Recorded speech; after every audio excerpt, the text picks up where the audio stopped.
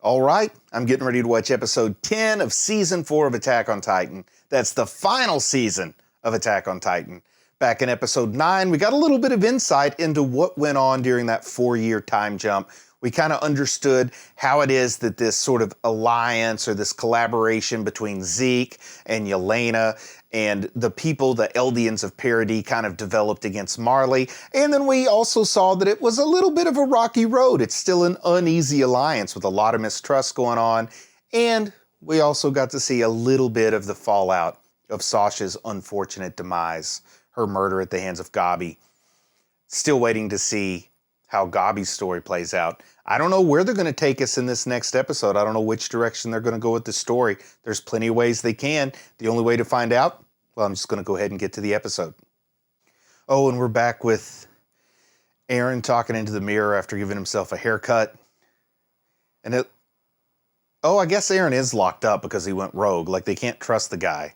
So Hanji's watching from the other side of the bars. I kind of forgot that he's gone rogue. He's not exactly in the in crowd with them all right now. But he's just repeating fight in the mirror. And Hanji wants to know what the heck is he talking about. And I kind of want to know what the heck he's talking about too. Yeah, Hanji's really wanting him to answer some questions here. She doesn't talk to herself in the mirror. Gotta admit, I've talked to myself in the mirror a few times, but I don't usually say fight. She likes his haircut though. You know, hardworking and carefree when it's all disheveled. Oh, he didn't look for the haircut advice. Oh man, bringing up memories of the first time they met and stayed up all night talking about Titans. She's talking about his story here. I wonder if she's implying by saying, I honestly believed it, if that's like a way of saying, but I don't believe it. You know, kind of makes me question what she's thinking there, or maybe even what he's thinking. But here during the OP, I just want to take a minute to remind everybody that I do have a Patreon. If you want to see what's going on over at the Patreon, there is a link in the video description. And if you're already a member of Patreon, well, thank you. I appreciate it. A Sound Argument is the name of the episode. So I wonder who's going to be making this. Oh, 2 years ago. They're still filling in some of the missing time. I love it. Oh, Yelena. She's developed like a respect for working with them. Oh, wow. Telling her, no, you won't be working with them. Okay, so now we're going to hear the plan and how Eren went rogue, I suspect. Like exactly how it all fits together. Where did they build this port? There's a nation. Oh, I knew there was something up with that lady. This Kiyomi lady. They said there's one nation friendly with Paradis. So that she actually, I don't know if she's forward thinking. She wants to make an alliance with Paradis. She's showing that family crest. Oh, that's Mikasa's family. The Ackerman, you know, the mother's side of the family, not the Ackerman side. Okay, when they said she's from the eastern region. I love it. I love it. They've got an ally. I never would have guessed. And she's got the tattoo on her wrist. It's kind of like the anarchy symbol, but it's made out of swords. It's the best kind of anarchy, is anarchy at the blade of a ninja sword. Oh, whoa, my mind's a little blown by this. Oh, telling the family history here. Friendly terms with Fritz, came to Paradis. They actually had diplomatic connections. They weren't as isolationist as we thought. Oh, wow. One child of the shogunate was left behind, and I guess that's how Mikasa came to be. She's like she's like the heir to the throne of Hazuru. Oh, man, I didn't see this coming. I could have made 100 guesses. I would have come nowhere near what just happened at the beginning of this episode. So they've got an ally, but now they're suspicious of everything. They're just suspicious of everything. And I guess they're worried that this ally is going to betray them. But they are talking about how they're not really skilled for diplomacy just yet. You know, they've been isolationists for so long, they're still learning to play this game of international diplomacy and alliances and such. Yeah, this Historia asks how she managed to keep her wrist hidden so long. Historia feels a kindred spirit with Mikasa now. I love it. She gonna make Mikasa the official guard to the queen or something? The queen's guard. Oh, Zeke Yeager is the one shaking and making bacon deals or whatever. He's who made this whole thing happen. Zeke, man, Zeke deserves a lot of credit for all the wheeling and dealing he's done. He has made big changes in the world. And he's done it all low key, which is amazing. What is it? There's something that's top secret, but she recognizes it. It's the omnidirectional gear. So she does or doesn't recognize it. Anyway, we know where Zeke got his. We saw him take it. Oh, so that's like his gift to Hizuru to get him to trust him. Iceburst Stone. I'm learning new things that we should have already known about. Oh, and it only occurs in Parody. Maybe that's the natural resource they want, is this fuel. Oh, yeah. So talking about working between Hizuru and Parody to like make an industry out of this stone that powers the mobility gear. Wow. Oh, man. So now I start to wonder how much is she like just a little too self-serving too, though. Oh, she just calls them out as money grubbers. Okay. So, but the one thing is, if you know people are loyal to money and you represent the money, you got their loyalty. But if somebody's a higher bidder, uh-oh, you're in trouble. Oh, yeah, Historia trying to get down to the meat and potatoes of this deal. What has Zeke promised? Oh, yeah, he's talking about the rumbling and using that to... A test run of the rumbling? No. So is that what they're angling at right now? Oh, wow. So a demonstration of the rumbling to keep people at bay until the military gets strong enough that they don't need the rumbling. And then in the end, they got to pass them on. Oh, boy. So who would they pass it to? Oh, whoa. Want to have as many children as possible. Oh. That seems like Historia would be the one to pass it to have as many kids as possible, right? I mean, who else is there? Oh, and it's like just perpetuating the same kind of cycle a little bit is what she's saying. I mean, I don't know if I'd want to put all this on my children, but then again, it's this existential crisis. Do they even know what else to do? And I guess if she inherits the Beast Titan instead of the Founding Titan, she doesn't have the vow with it. So somebody else gets the Founding Titan. That's how they break out of the old King Fritz's vow of peace, right? Oh, Eren doesn't like to hear any of this. Yeah, still treated like livestock, only instead of being trapped in a pen, now you're breeding stock. He doesn't like it at all. Oh, he's telling his brother Zeke he can shove it. Yeah, so they're not exactly playing well together. Maybe that's why Eren went rogue and kind of put his own spin on this operation in Marley. Yeah, this looks a little bit more like the old Eren than the current Eren here, too, with the way he's reacting. Oh. Now we're back in present day with Hanji talking to him after his haircut. Oh, so I'm kind of curious what Hanji's angling at when she says, "Don't you care about Historia?" Oh, he's telling her, "Go ahead, put me in prison. I got the Warhammer Titan now. I can leave whenever I want." I love that. He's like, "You're only holding me here because I consent to be here. So you might as well trust me." Oh, whoa, he is like standing up to Hanji. I don't like that, man. Show some respect, Eren. She has value, buddy. Don't lose your cool. Oh, she called Eren a perv. Wow. Come on, man. Get real, Eren. I don't like him disrespecting Hanji that way. And here, you know, she's like lamenting the burden that Erwin left on her shoulders as commander. Nobody's real happy here in this situation. Who was that was with Child? And we got a nice little info card about Hizuru. I'll read that later. Oh man, they're still just like talking about Historia like she's a pawn in all this instead of the queen. She's pregnant. I want to know. Oh man, they're disrespecting.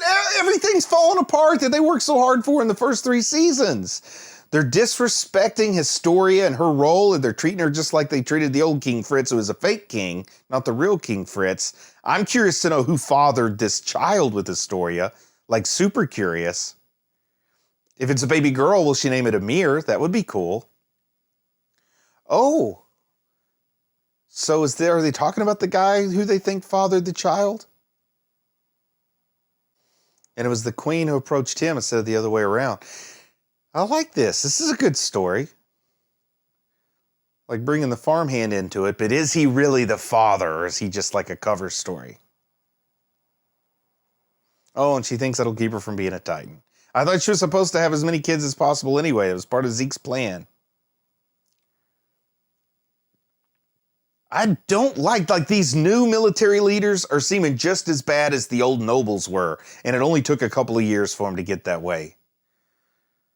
Somebody needs to slap them back into shape. They kind of could use Irvin right about now. Pixis, come on, Pixis, slap them back into shape. Oh, this is the sound argument, okay. And they're treating the Marleyans the same way that the Marleyans treat the Eldians and Marley. Oh, this horrible cycle of mistreatment. Oh, whoa, what do they got? Some poison in the wine? Oh, man. People are just create their own misery, you know? Wow, it looks like an uncomfortable day to be building a railroad. You can see these heat waves just coming up from the ground. It's like a way to do your physical training and improve the infrastructure. We're going to go out and build railroads. What I want to know is, do they actually have any trains? Like, what good are the railroads without trains? Yeah, really trying to save Astoria. But boy, they picked like the hottest day of the year to go out and do this. Looks like it's so hot it's melting the steel. I like Hanji coming around playing cool. Making sure everybody says thank you to Eren for this beautiful idea. The Azumabitos of Hazuru. I'm going to have a hard time learning to keep those words straight. Yeah, their plan was just to use Paradis, not to actually help them.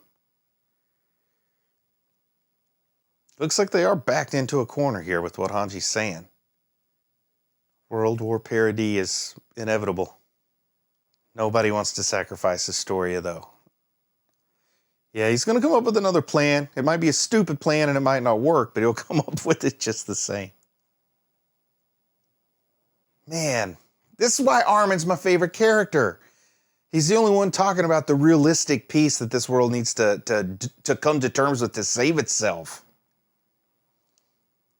Are they going to try to open up, like, diplomatic relations? They can't even do that. People won't let you guys open up diplomatic relations, unfortunately. Of course, they kind of did when Eren crashed that party of Willies.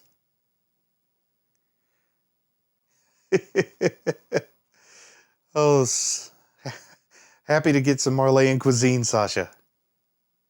I like Connie's worried about, indigestion, the runs.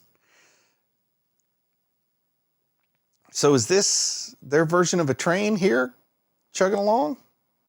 But I understand their idea to try to integrate with society. Now I'm getting more answers to some of those questions I had in the last review.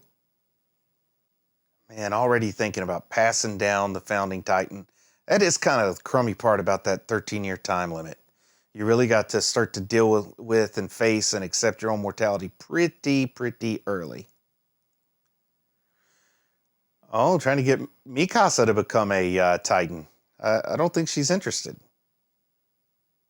I like how Jean is so confident he's way smarter than Eren, particularly because he's not a suicidal maniac. Good point. Oh, Jean is nothing if not humble and modest, right? He wants to be the Founding Titan.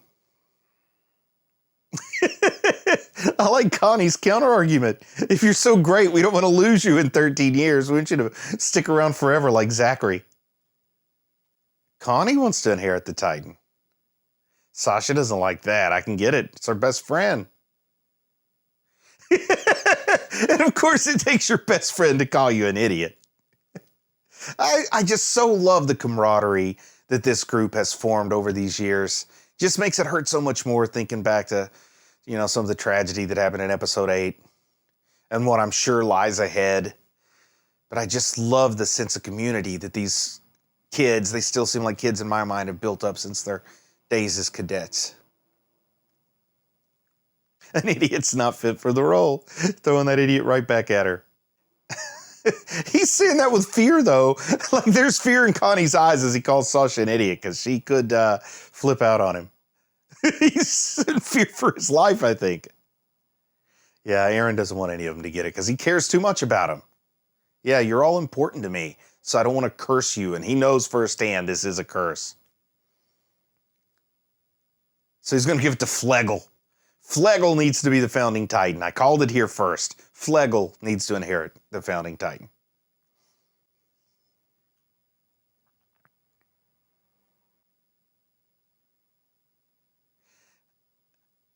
So, have they never been out in the open with the sunset because they've always been behind the walls or something?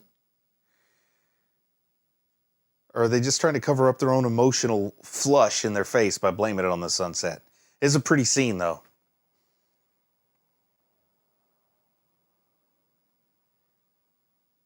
Yeah, Jean questioning Pixis. I tend to have a little bit of confidence that Pixis is doing the right thing. Oh, the scouts. It was kept a secret from the scouts. What's Pixis up to? Nobody trusts anybody here. How are you going to get anything accomplished like that? They don't even know what Eren and Zeke have up their sleeves, but I'm eager to see it myself. Oh man, they're saying that's not even Eren anymore. They see this change in him. And I wonder how much of that is because of the Founding Titan's memories and how much is what he's been through. Oh wow, Connie being the one to say, we might have to kill Eren. Yeah, that's not going to sit well with Mikasa. But we know Mikasa is going to be on Team Eren until the last possible minute. Yeah, she's going to be an Eren defender, I think, right up till the end. Oh, she makes a good point that Eren's incapable of trusting anyone else because he cares so much about them.